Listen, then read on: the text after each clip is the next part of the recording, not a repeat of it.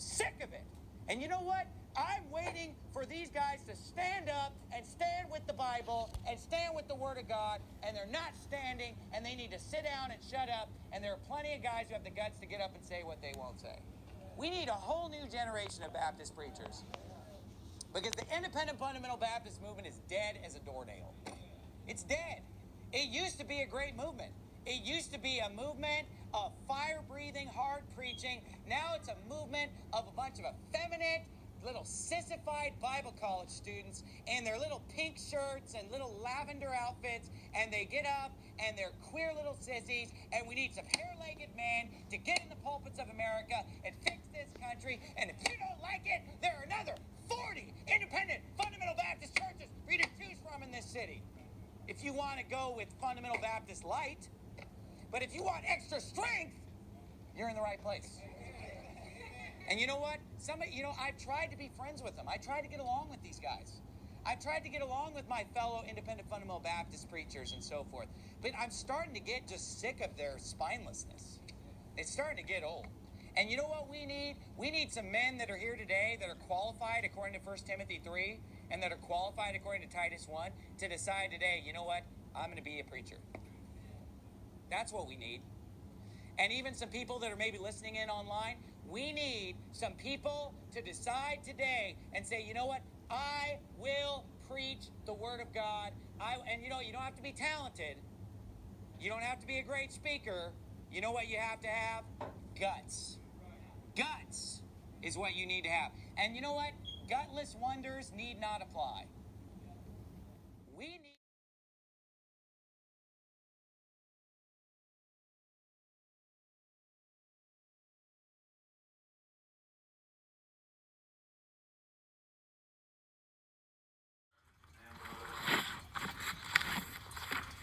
Numbers chapter 14, verse 36. It says, and the men which Moses sent to search out the land, who returned and made all the congregation to murmur against him by bringing up a slander upon the land. You're bringing a slander upon the land. You're hurting the cause of Christ. Even those men did bring up an evil report. How can we be doing an evil report if we're just preaching the Bible? And what you're coming from is something outside the Bible.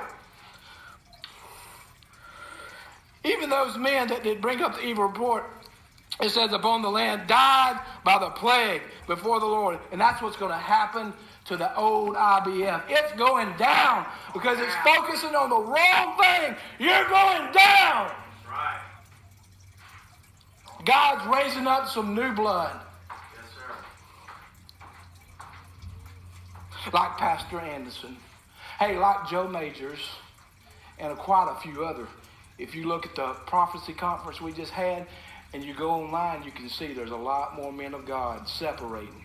Yes. And you'll get an idea where you at and what God is doing. And it's up to you. What do you want to do? We're coming up with our own plan. The old IBF has slowly but surely over the years developed their own plan. Now, Brother Jack Howes was instrumental in the old IBF in putting a fire under people. His emphasis was on soul winning, going out and preaching to the lost and reaching the lost and everything. But as time went on, he got to build these other things. But we don't see those patterns in the Bible for these things. You see, sure, he was instrumental in us, getting back to our soul winning. I mean, he believed in knocking doors and sharing the gospel with people. He didn't believe in the sodomites. He preached against them. The Jew cowards that went to his school, that come out of his college and preaching in the pulpit today, you have left what you started with. Right. You have abandoned the Word of God. You won't listen to God. You went your own way.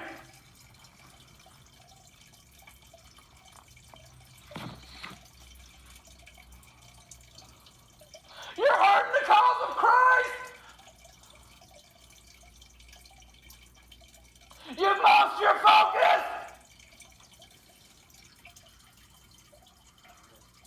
He said, but they focus Sunday school, hey, your bus ministry, your school ministry, your colleges. You let Schofield in his reference Bible, and you've corrupted the whole lot, and he don't want to have nothing to do with you. Right, come on. Good preaching. They bring the lost in the church. When you bring the heathen in the church, what you think you're going to have a church full of? You teach them to be a steward, to be with God and His Word in their life. They can go out soul winning.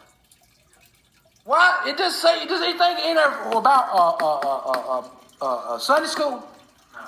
Bus ministry? No. I'm just saying to you, it's not God's pattern. Right. It's not God's way. It's not God's way. And that's part of the reason, another reason the old IBF is not working.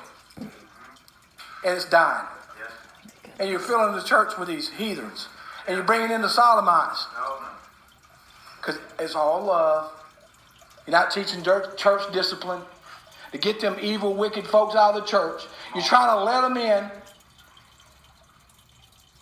And you're bringing in the heathen with these buses. And I ain't saying they don't need Jesus. I don't have any, I have sympathy for the bus kids that don't have a mom and a dad. You see, and what you're going to say is you're going to play a guilt trip on me. You don't care. I did it for over probably 14 years. I care. I'm just saying it's not God's pattern. You don't see it in the Bible. Right. We got to stick with the Bible. Yes. We see all these numbers. Numbers. We got all these numbers. We do it all these great things. It ain't all just about numbers. That's right. It's about teaching people that to not go out and press out tracts and hang door hangers to get people in your school because you don't have enough money to support your school. You're going to bring in the heathen. Right. If you don't hear the word of God, if you won't hearken to God, He'll do the same thing with you. But in general, the whole lot of it is going to die. The OBIF movement is going to die. And most of the churches are, because they're not doing the work of God. They're too busy building ministry to care about their own family. And a lot of people in the old IBF are going to fall. Their children have already fallen. Yeah, that's right. Because they have not took a stand. Hey, if you look at the lives of these folks and their children, because I've done some research on some of them, and most of their children have went to the dogs. Both their children are not serving God. Why is that? They're too focused on building their ministry. Building their ministry. You see, building their bus routes. And they're hurting the work of God because they're taking all those soul winners and making Sunday school teachers out of them. When they could be soul winning, and they could be teaching others soul winning. And they could spend all their money on buying buses and paying insurance instead of focusing on the work of God and soul winning and building soul winners and building preachers and building evangelists to do that work which God told us in His Word to do. He didn't say nothing else about these other ministries. Right. That's the reason you're dying. That's the reason you have no power. That younger generation also, that besides Joshua and the other tribes, they got to go in too. And those who will separate